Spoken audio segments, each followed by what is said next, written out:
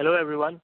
Welcome to Synopsys webinar on faster verification closure from IP to SoC using Verification Continuum platform. So we have two presenters for this session today, Levent Kagler and myself, Varun Agrawal.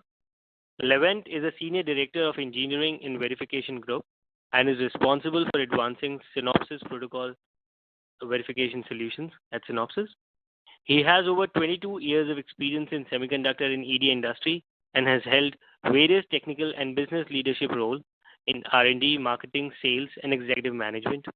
He is an avid technologist and a business leader who is passionate about developing and deploying innovative solutions to address verification challenges from IP to system level. He holds multiple patents in field of IP verification and hardware-software co-verification in his name. Welcome, Levent. Myself, Varun Agrawal, I'm Product Marketing Manager for Emulation, FPGA Prototyping, Virtual Solutions at Synopsys. I have over 11 years of experience in functional verification with expertise in simulation, emulation, and virtualization. Prior to Synopsys, I've led R&D teams to verification tool development and have worked alongside customers to understand design verification challenges and deployed solutions to tackle these challenges. In the course of this session today, Levent, with his vast experience in verification, will help us understand how protocols evolve and what it takes to verify them. I will talk more about the solutions that Synopsys has to offer to these challenges and how Synopsys Continuum efforts and continuous efforts innovation help us retain market leadership in hardware and software verification.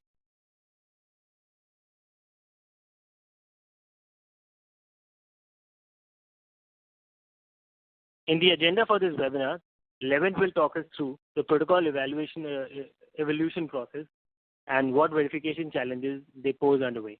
Then I will introduce you to the Verification Continuum platform and different tools in our box which can help us tackle these challenges, be it IP level or system level. We will end this session with a case study on UFS device verification and what strategies we propose to achieve faster verification closure. At this point, I will transfer the mic to Levent. Hi, everybody. Thanks for joining to our webinar. Let's talk about the protocol verification challenges and how they come up and how they are driven by the verticals that we have been seeing as emerging technologies. Look at some of the verticals, how they are driving the application architectures and verification challenges. If you look at the vertical domains, there are domains such as mobile, AI, deep learning, networking, right? And these domains basically derive the requirement for architectures. In order to develop a very high bandwidth, low latency environment, you need fast I/O interfaces such as PCI Express, such as Ethernet. And you need maybe even faster interconnects like CXL. So these requirements are driving the architecture, which drives the specification development as well as choice of what protocols, what interfaces to use for. For example, if we take OTG, USB OTG, this is a technology that enables you to pass information from one device to another device. But one of the challenges USB OTG brought up is both devices can send and receive. So that required a different protocol specification development. Once the new protocols come in place in order to meet the requirements of the domains, now you have to decide on the topologies because now you are actually doing a targeted application design and you have to figure out what parts of the specification you are going to implement. Depending on your design, your dot type can be an endpoint, a root complex, which brings different types of verification challenges and different type of approaches required in order to meet those challenges. We were talking about USB OTG. So in this case, a host and device verification needs to be considered instead of just a host device host verification or a device verification approach. The verification topologies are very important, and that also a little bit a function of what kind of implementation or approach you are going to take in acquiring your IP. If you are purchasing an IP, your verification topology may be looking different. If you are building the IP, building all protocol stacks, different areas that you have to verify more rigorously, and maybe you have to verify the integration versus different application stacks. For verification topologies, you have to consider also the simulation performance. Depending on what is the most efficient way to verify that particular topology, you may choose a verification approach at the serial level or at the pipe layer for a PCI Express-like device. Now, once you understand what the DUT type and the verification topology is, generally these requirements will drive the verification scope. Verification scope is an important part of the process, depending on, again, all the way from domain and choice of protocol, choice of the IP.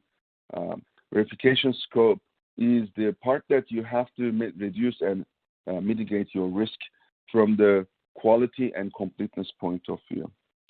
That's what verification scope defines. These requirements may be changing depending on the type of the market you are serving also.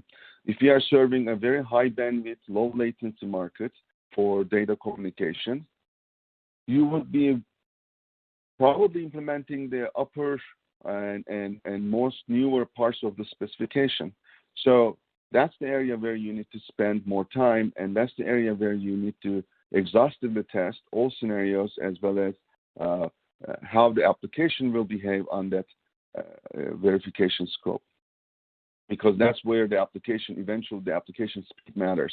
Everything that's done in hardware is for software performance. The other thing, how the verification process is driven is with respect to the verification sign-off. Verification sign-off is an important part of the completeness because that's where you actually measure against the metrics and understand what is your risk, what are the areas that you have to verify more or less. If you are building a very generic device that needs to serve multiple markets, such as a networking, right?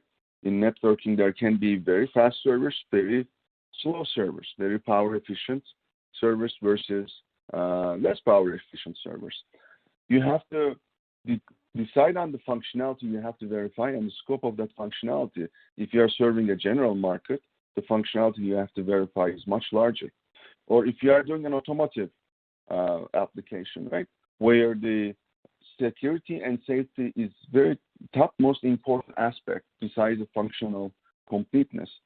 The rigorousness that you are going to plan for in the verification process is much more than when you are building a device for a more consumer-oriented application that's not significantly important from the security point of view.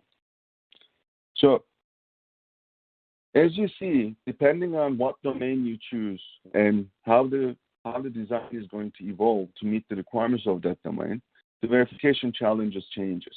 There is no one single approach that will work for every design. We have to tune and take the necessary approaches and decide on the necessary execution model to complete the verification and come up to a verification sign-off point. Now let's look at some of the protocol verification challenges. There are at least 6 categories of verification challenges we can identify. First of all, verticals. We already talked about it in the previous slide. Verticals derive architectural requirements and definitions, which as a result, also it drives the use cases, depending on what type of design you are doing. How to verify that design, how to measure your verification closure. So this is becoming a challenging with all these different types of verticals, being able to understand all significance of different types of architectures and the risks of the risks in the design from the verification point of view is a huge overtaking. This vertical expansion requires a lot more skill from previous times and understanding the vertical and design the verification flow according to it. The second challenge is the domain expertise. As the verticals are expanding and creating new requirements, in order to meet these requirements, number of protocols are increasing that are being developed by the market and by the experts. Being able to create expertise on all these different protocols and become a domain expert is almost impossible because there are so many of them and it takes a lot of time to ramp up on them. The newest protocols are much more complex, such as most of them have more than 1,000 pages of specification, and that requires much more rigorous verification. So we need to leverage, reuse, and collaborate any expertise that's available inside our companies as well as externally. Third, verification efficiency.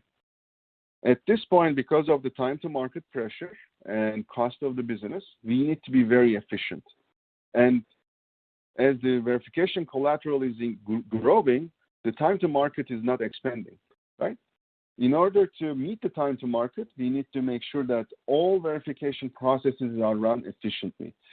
For that purpose, native integrations, standardization such as UVM are very important because these approaches allow us to create commonality and reduces the time that's required to ramp up on the environment and the verification process, as well as get our jobs much faster done. Having native UVM, native system relic implementations are such innovations that allow us to do that ramp up much faster and create verification efficiency. Fourth is the performance. This is the simulation performance or execution performance, if you think about the broad verification process. The throughput requirements right now on simulation and emulation is huge because the new architectures, new designs require much more extensive testing, as well as because of the software content is increasing, the scenarios are much longer. There are more cycles needs to be executed in order to, for example, go through a reset sequence or through a link-up sequence. So it's very important to have a very, very efficient and high-performing platform for both simulation and emulation. So this will allow us to create the necessary verification throughput to run through all your predefined scenarios, as well as start doing exhaustive testing with software. The fifth bucket is debug. When everything is going good, when you have high performance simulator or emulator, great, you are verifying scenarios, but when it comes to the failure point, you also need to be very quick on debug. Protocol abstraction is one way to accelerate that debug process, and a unified debugger is also creates the familiarity of the debug process that allows you to debug any type of component, either being IP, subsystem, or SoC, through multi-protocols, or in any type of platform, either that being simulation or acceleration or hybrid. So with the protocol abstraction and visual aids and the information that's provided in the verification components, the debug process can be shortened and much more effective. With the combined with the fast execution engine, your debug iteration will basically create the necessary verification efficiency for you to finish your job earlier and identify all sources of the failures and confirm the fixes very effectively. The last challenge is verification sign-off. The devices that we deal with today have many different aspects. Besides functionality, now performance is becoming a more specification, part of the specification. The devices needs to match certain performance levels, so we need to ensure the verification sign-off happens on the performance as well as some other applications such as ADAS or security applications required security level sign-offs. So how do we do this? in order to enable sign-off, you need quantitative measurements, right? So the metrics for identifying where you are in your verification completeness are very important, and basically integrating all that information, reflecting them in a measurable manner, and for you to make an assessment of completeness and risk is very, very critical to ensure the verification sign-off at the right level of comfort. So tools such as Word Planner or any other metric closure, metric identification, metric closure, and analysis environment is very important to ensure the whole verification process eventually comes to an end and in a predictable manner. Apart from the technical challenges which Levin talked about, we have cost and time to market pressures. Cost of design is increasing with each node. At 5 nanometer, more than 75% cost is dominated by verification, validation, and software development. Increasing logic per design brings in new design challenges and adds multiple levels of software stack. There are several studies published on lack of domain expertise in high-tech industries.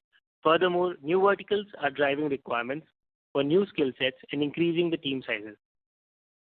All along with this, verification infrastructure and compute requirements add up to the overall cost equation.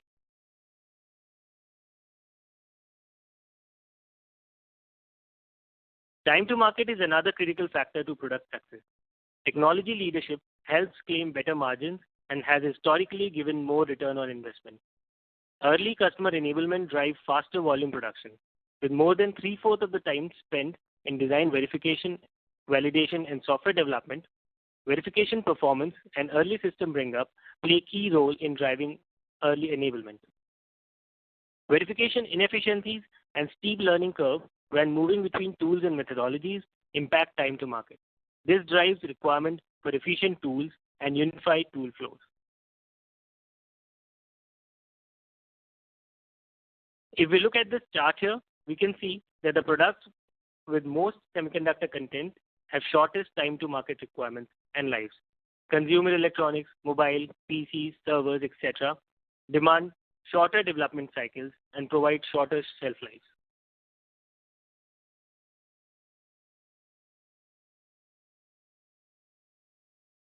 Now that we understand both technical and business challenges associated with protocol verification from IP to SoC, it's time we present Synopsys solution to these challenges. Verification Continuum platform.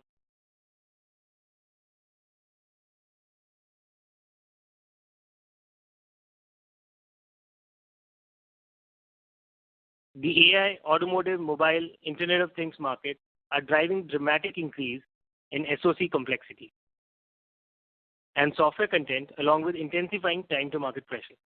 To address these challenges, SoC teams require many verification technologies such as simulation, emulation, prototyping across the spectrum of pre-silicon verification, post-silicon validation, and early software bring-up. Today's engineers spend months of effort in design bring-up and transition effort between disjoint technologies, furthermore complicated by the need to debug across domains and to support large software teams. Synopsys Verification Continuum enables these shift-left strategies with best-in-class verification technologies unified with seamless design bring-up, transition, and debug throughout the flow.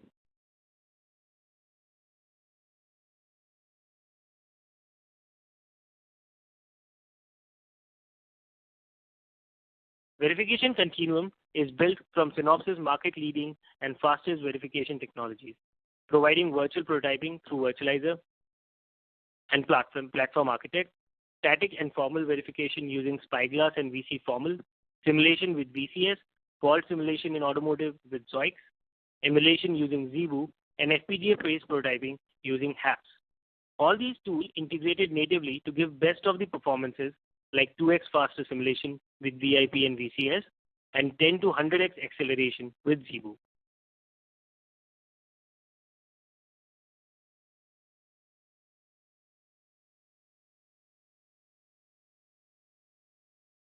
All these tools are integrated in a unified environment with broadest portfolio of protocol verification IPs and transactors.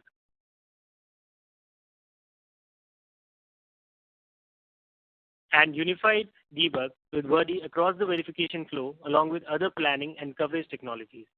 Unified debug enables faster respin in case of bugs and quicker root cause analysis to save us hardware verification time and enable hardware-software co-debug and verification.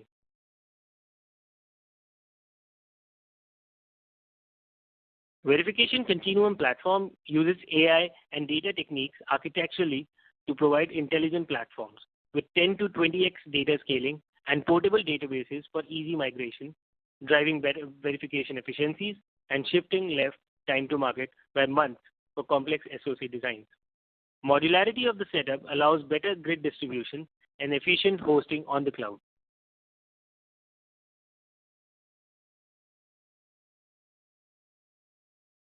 Additionally, these tools are tuned for specific domains to help tackle domain-induced verification challenges faster and bring solutions to market early.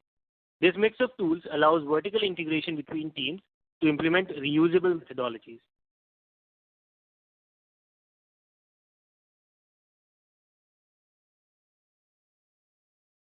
Now let's look at the design complexities and verification challenges when moving from IP to system level. In this slide, we will showcase what new verification requirements arise when moving from IP to system level and how various verification solutions help us achieve these objectives. So we will talk about it in four different segments. So first is the design complexity, and we will see how these design complexity increases. Then we will see the associated verification objectives with each of the design complexity and the verification solutions available from Synopsys on the same line. Eventually, we will also see how the verification continuum platform is supported by a unified debugging platform. So let's look at the IP level design complexity. At this point in time, we are majorly focused in the objective towards protocol compliance and IP feature sets. At this point in time, we usually will use a protocol VIP along on the VCS simulator, and we will run UVM CTS test suites, the compliance test suites on that particular protocol IP. On the debugging front, we will use a protocol debugger and a functional coverage and monitors and checkers associated with the design to monitor the activity of the protocol. All of this compared against with the scoreboards. Now, when we move from IP to a module level or an IP integration level, at this point, the requirements change a bit. Now we are looking at the integration and the configuration aspects of a particular module and features. At this point in time, we might want to instantiate multiple IPs in parallel and might want to do a setup where we have multiple instances of the IPs getting verified parallelly. At this point in time, VCS FGP VIP plays a very critical role. It gives you around 2 to 5x improvement against the normal VIP setup by using multi-threading and distribution and smart distribution of the test benches. The same simulator or the VCS simulator with the FGP support can be used to run these VIPs. And you can extend the same test suites, UVM test suites, for this type of configuration. So as you can see that you're moving from an IP level to a module level to a higher complexity, but the UVM test suites remain the same, the setup remains the same, and only the VIP is now enabled to run in the FGP mode. The same protocol debug, functional coverages, monitors and checkers, and scoreboards can be easily ported at this point in time as well. Now, when we move into a subsystem level setup, the requirements change a bit again. Now we are looking at a multi-protocol integration and scenario explosion. We are looking at a longer test case, and we might be also looking at different layers of a particular protocol. We might be moving just from the application layer to file layer and also the transport layer. At this point in time, we require a platform which can run our test cases faster. We're talking about an Ethernet switch bring up time, maybe which takes around a week to actually run on simulator. So at this point in time, we require a setup which can help us accelerate this thing faster. with Excel VIPs, accelerated VIPs, which run along with the emulator, you get to run all these UVM test suites, the longer test suites faster. So the test cases, which usually would take around a week to complete, maybe with acceleration, can be completed in less than few hours. The same debug, the protocol debug, functional coverages, limited set of monitors and checkers can be easily ported in this setup as well. Now, when the complexity furthermore increases, and now we're talking about a SoC level of setup, where we would like to check on the connectivity, memory maps, firmware development, and end-to-end verification with real-life application, we might be looking for a setup which can run even faster. At this point in time, we might directly switch to transactors which natively run on emulator using C test benches and gives you much higher performance in the range of 1000x against the pure simulation. Now you're running at a setup which can run 1000x faster, maybe, and can also give you the capability to load your firmware and run very long test cases and also run real applications. At this point in time, you might also want to realize the complete system earlier by using hybrid. You might have a setup in which you want to realize the PCI endpoint or a network interface card with the complete system, but you don't have the complete components of the system. At this point in time, if you're developing an ARM system, you can model the other components in VDK and attach the RTL which is running on the emulator using this complete setup. The nice part is that in debugging, you can use the same protocol debuggers and same functional coverages at this point in time as well. Additionally, you also get a hardware-software debug capability at this point as well. So you can debug your software as well, do a kernel-level debugging, along with seeing the transactions running on the IP. This also opens up a new vertical of performance debug at this point. So you can also look at the bandwidth of the AXI channel, or maybe you can also analyze that what are the maximum transactions going through and what are the minimum transactions going through, and how we can tune it further. Now, eventually, when we go to the system level, the requirements are the application software-driven performance throughput requirements. You want to do the real application running, and you want to see the eventual performance at that point in time. Maybe for a storage setup, you want to run IO meter and want to figure out that what is the bandwidth of that particular DDR device. The same transactors can be easily ported in this setup and on ZeBu. Additionally, you can use virtual host solutions to run the actual application on this setup on x86 machines. Hybrid is also extendable at this point in time for ARM-based setups. In terms of protocol debugging solutions, you get the same transactional debug with functional coverages and hardware-software debug and the same performance debug scenario. So this is how the complete solution pans out, starting from IP, going eventually to the system level. So as you can see, in terms of design complexity, when we move up, the size and the complexity increases. In terms of the objective, the design cycles increases. We want to run more design cycles every time when we move from IP to system level. We started with 1 million cycles and eventually we're going to trillions of cycles. Similarly, on the verification solution front, we want to look at the verification cycle performance, that what is the verification throughput, how early we can catch a bug, how quickly we can run the complete setup. And eventually, we want to move up in terms of debugging abstraction, starting from signal and eventually going till the transactional level and performance throughput.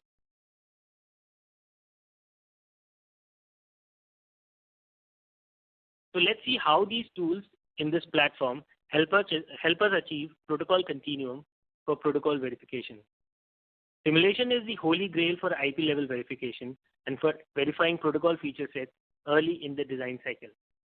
But as the design size increases and the IPs get integrated into a bigger subsystem, test scenarios change. At this point, designs have very long test scenarios which can take days or weeks to run on simulation.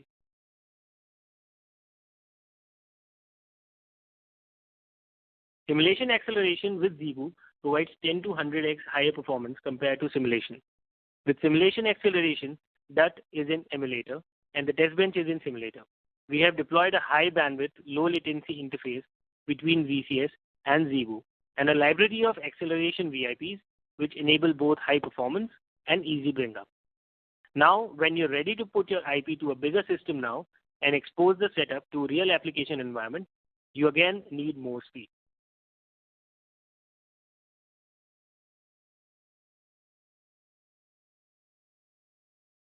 This is the time when you're ready to go to emulation.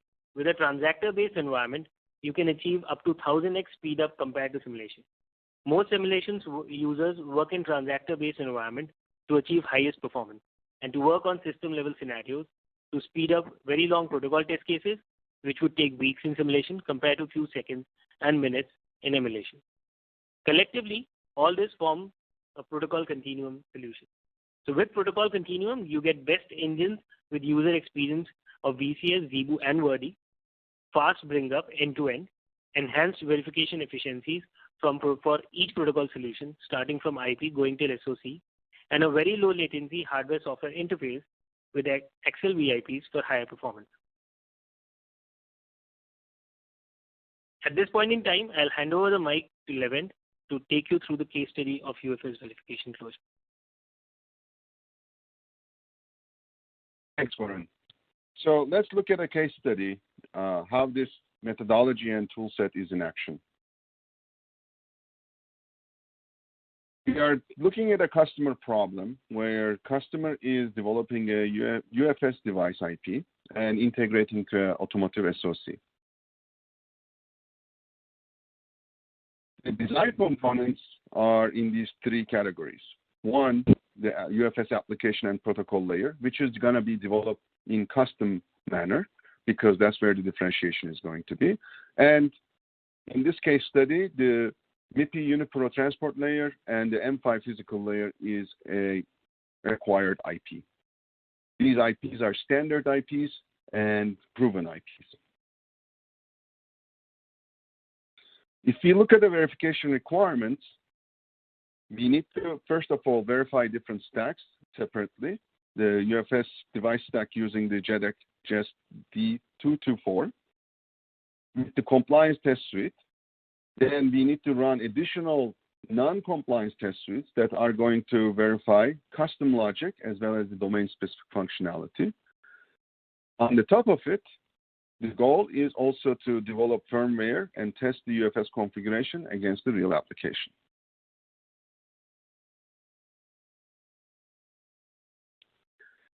If you look at the verification environment setup, the device needs to be connected to several other interfaces, first of all. On the top of it, you need a verification IP or a monitor that observes the coverage, checks the compliance to the protocol with respect to specification, and assert necessary warnings and error scenarios when it happens. Around the device, there are two other interfaces that needs to be considered.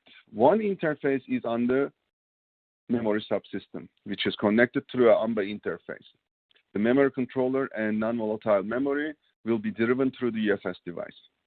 And on the host side, UFS device will be connected to an SoC where the control and the data flow is driven from.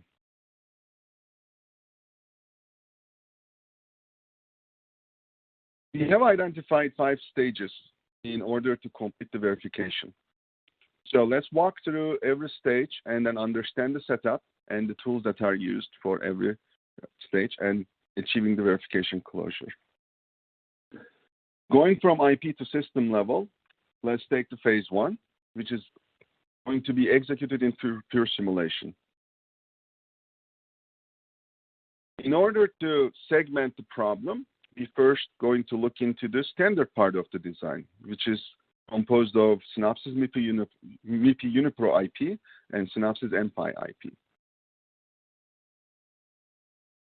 In order to set up the verification environment, we need to instrument the environment with certain verification components. Because the stack that's under test is not a complete stack, we need to complement the stack in order to create the full data flow. On one side, we have the UFS host verification IP that is representing the full stack with the UFS compliance test suite on the top of it. This will be connected to the UniPro M.PHY IP stack that's under test, and on the top of it, it will be connected to the UFS device VIP.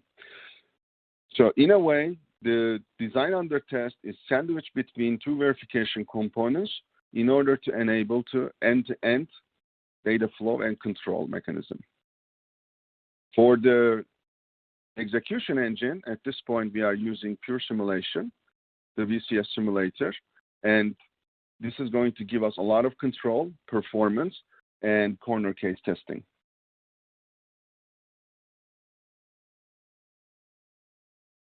One of the things that are going to be really, really helpful in this case is the UFS compliance test suite. The compliance test suite basically enables you to quickly test the scenarios that are common to UFS application. These are predetermined scenarios, and they are supposed to be running completely flawlessly in this environment. Once the setup is done, we'll go through the compliance test suite execution and leveraging the debug capabilities. If any issues comes up, we will basically verify and identify the issues and reiterate on them. This is the first phase setup. And if we go to the second phase setup, basically we will be looking into the application layer. That's the second part of the design, which is custom logic. At this phase, we are still utilizing VCS simulator. The RTL is at that point on the top of the IP stack of UniPro and M.PHY. That would be representing our design under test setup. As you have seen, we have replaced the verification IP that was playing the UFS Device RTL role in the previous setup. On the other side of the setup, we still leverage the same verification components, Synopsys UFS Compliance Test Suite enabled host VIP that integrates the host, UniPro, and M.PHY VIP.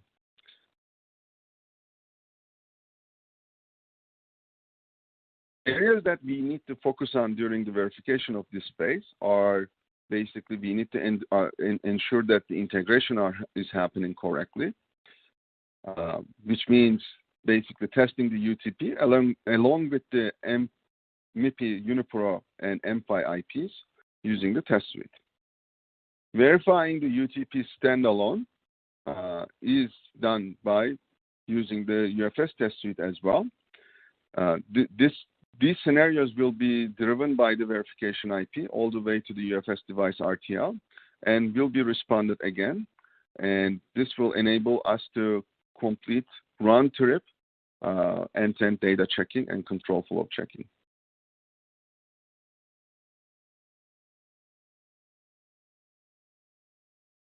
Third stage, since now we are completely done with this protocol stack, is looking into the subsystem. This is where we made a change into the environment. Now we moved from simulation to acceleration. The design under test is a complete UFS subsystem RTL with the different subsystem components.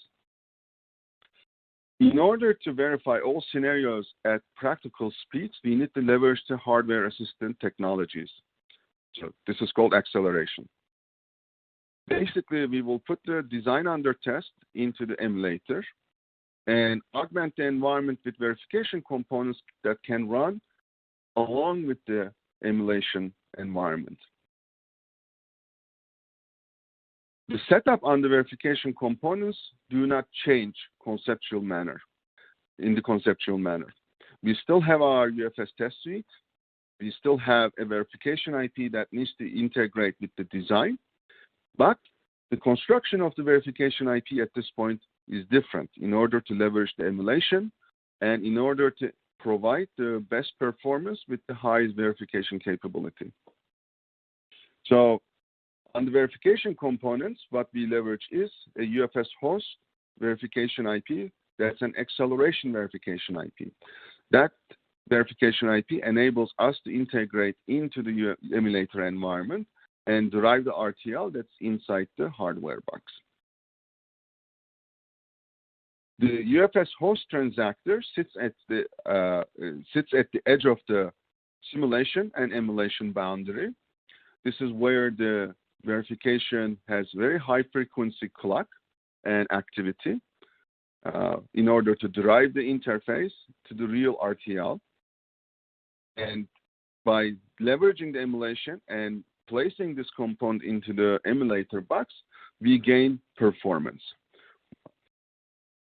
This transactor is connected to a software verification component piece, which is the UFS host VIP, that's in acceleration mode. And this verification IP provides, this part of the verification IP provides the verification capabilities that were inherent from the previous step, from the simulation. If you look at the overall subsystem verification stages, first stage is to verify the UFS subsystem, but being able to run long tests, now we are able to actually approximate the real life scenarios, as well as we are still able to leverage the UFS test suite. So reuse is very important, and that's how we are enabling it.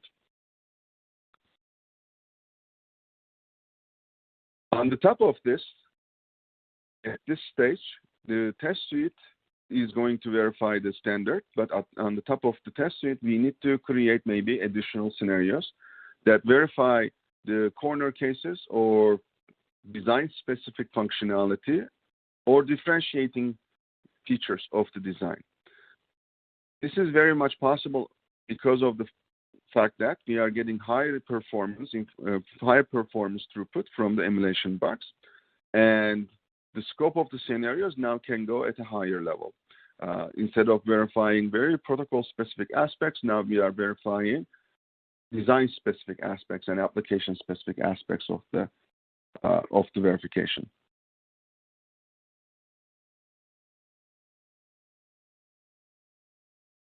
Now, since we, at this point, set up the base environment that enables us to run application-oriented scenarios, we can go ahead with the increased speed, turn on the exhaustive nature of the verification environment. The setup is the same. The verification is done on the RTL that is in the box, accelerated through emulation.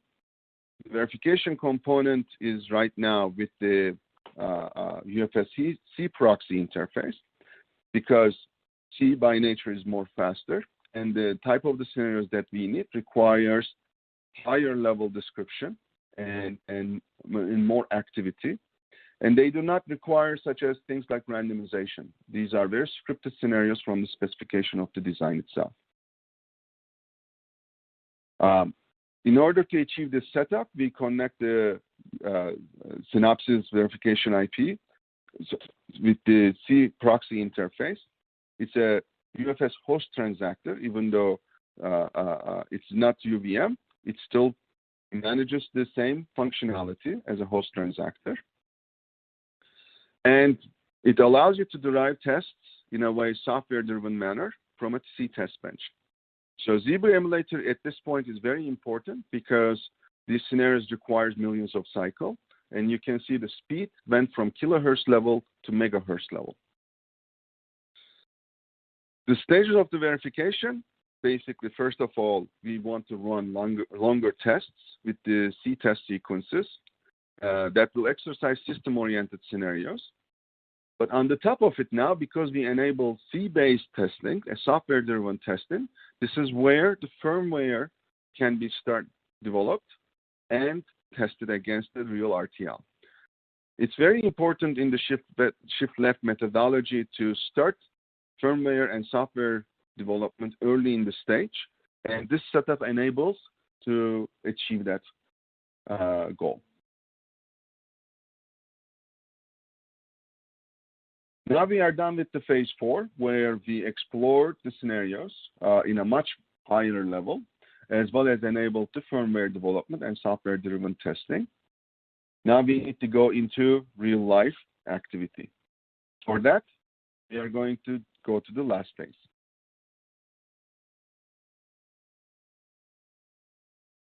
The purpose of the last phase is come as close as to the real-life application. So this is the system validation and software development and running the software that's going to be actually going into the real system. For this, we changed the verification component composition a little bit. Now, in the previous stage, we enabled C test bench integration. Eventually, this setup, because of the C interface, enables us to connect to the real application through the C test bench. For that purpose, we are again utilizing the UFS host C proxy interface and connected to the UFS host transactor. On the top of it now, we are connecting the real application that's sitting on a host unit and running real software. Setup exactly matches to the real-life RTL composition as well, with the UniPro and M.PHY layers interface in place with the custom developed RTL, if you recall from the first slide in the first phase. That was the UFS controller top layer, transaction layer was developed custom. And on the left side, we are basically enabling a real-life application. In this setup, on the top of everything that we discussed, we can put additional verification technologies that allows us to monitor and understand both functional correctness as well as performance. So we are utilizing Word Performance Analyzer. Basically, Word Performance Analyzer will track and calculate things like throughput, latency, as well as monitor the functional correctness of the transactions going between the UFS host as well as the device.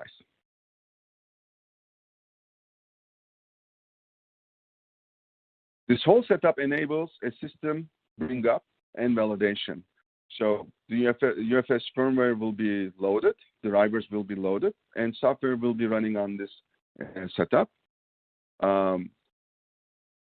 Things like reset, bring up, config cycles will be tested. So these are very long cycles scenarios. And during this testing and execution, the system will be, as I mentioned, through the Word Performance Analyzer, collecting performance information, which enables eventually performance validation, which nowadays is the part of the functional aspect of the designs. Performance is very important, and this is how we realize that we confirmed the performance specification of the design itself.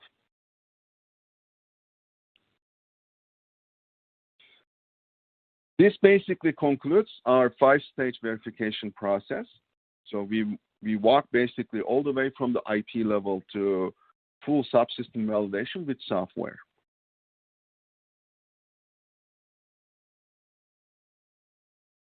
In conclusion, new verticals are deriving design requirements and dictating architectural needs from protocol's point of view. And new designs require more and more protocol interfaces per SoC, and these protocol interfaces are much more complex than previous generations.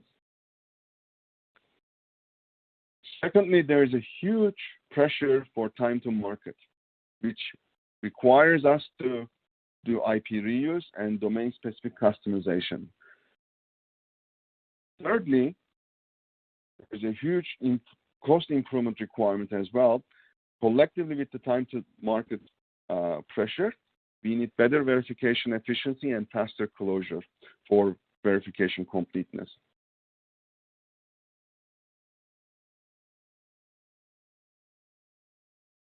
From protocol continuum point of view, Synopsys Verification Continuum platform helps to achieve verification closure at a faster pace and enables the closure from IP to SoC level in a much more efficient and cost-effective manner.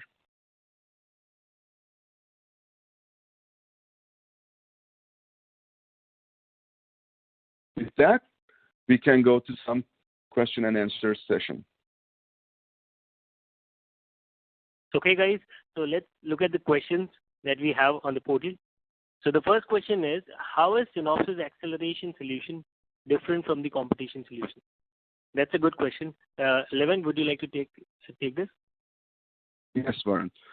So Synopsys acceleration solution, first of all, is based on the industry-leading verification IP and acceleration of that same VIP rather than a transaction with the system Verilog layer. Because we are using the verification IP, you get a lot of features such as monitors, checkers, as well as the technology from the Continuum platform. The verification databases can be shared to look into the collective coverage information or debug information, as well as can be reused for calculating the verification closure parameters.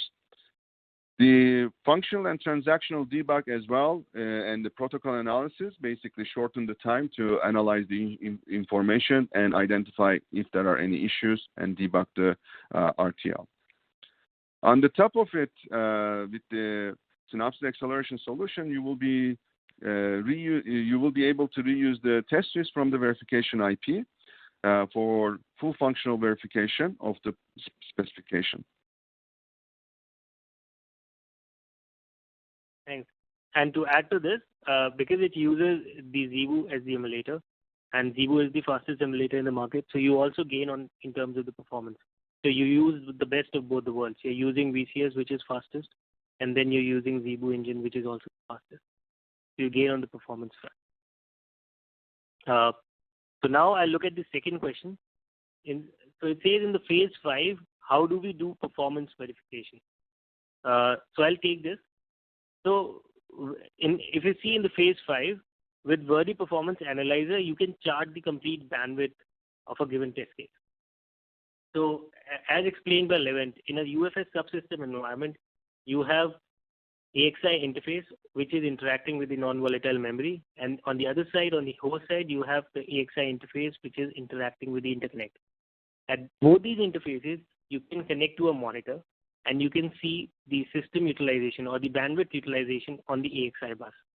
Using AXI bus monitors, you can analyze read-write latencies, you can analyze average, minimum, and maximum bandwidth values, and the outstanding transaction for a given test case, or maybe for the complete scenario if you're running an application.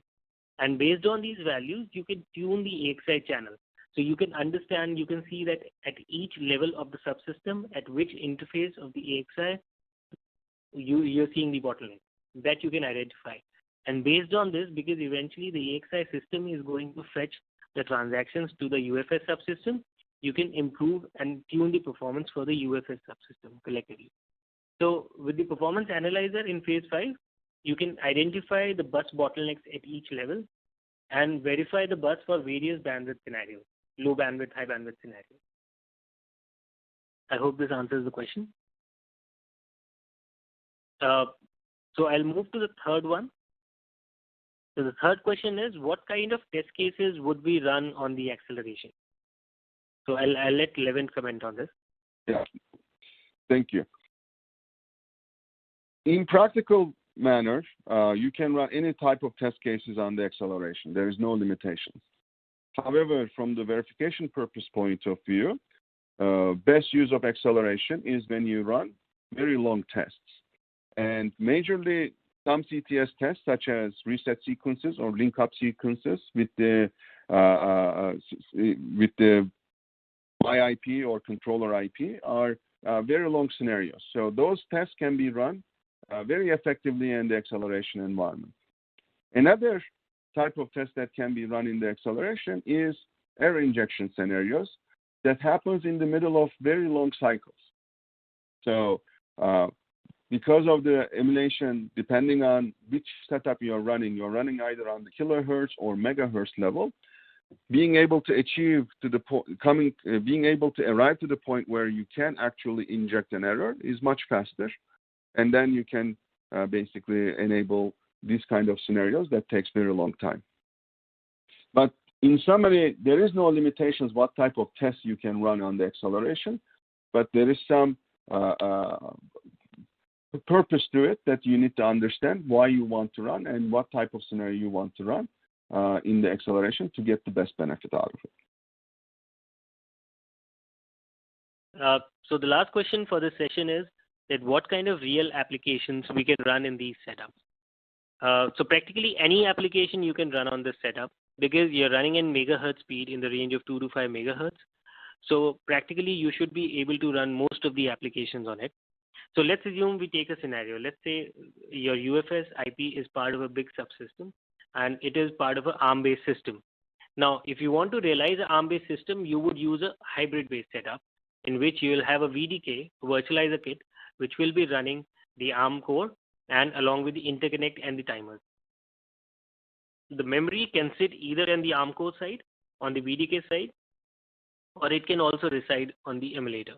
Now, talking about the UFS subsystem, which will be sitting inside the emulator. So when you will boot your VDK up, you will be presented with an operating system.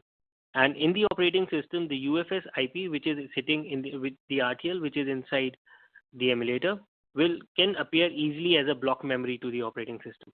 Once you record this memory as a block memory and install it on the setup, then you can run any application on it. You can easily run an IO meter kind of application, which you use with the NVMe kind of flash memory as well. So you can use that kind of application as well to run on this setup. And if you want to, in case, embed the UFS as part of a PCI-based subsystem somehow, then you can use a virtual host solution. And in that virtual host solution, you can load any Windows operating system or any x86 compliant operating system and run all the applications associated with it.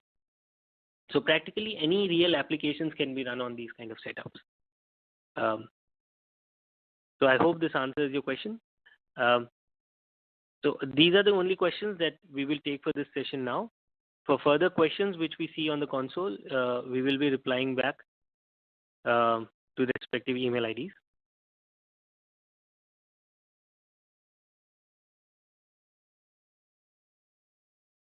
So thanks everyone for attending the session. Thanks Levent for giving us the technical guidance. Please visit synopsys.com for more information about the product. Thank you. Thank you.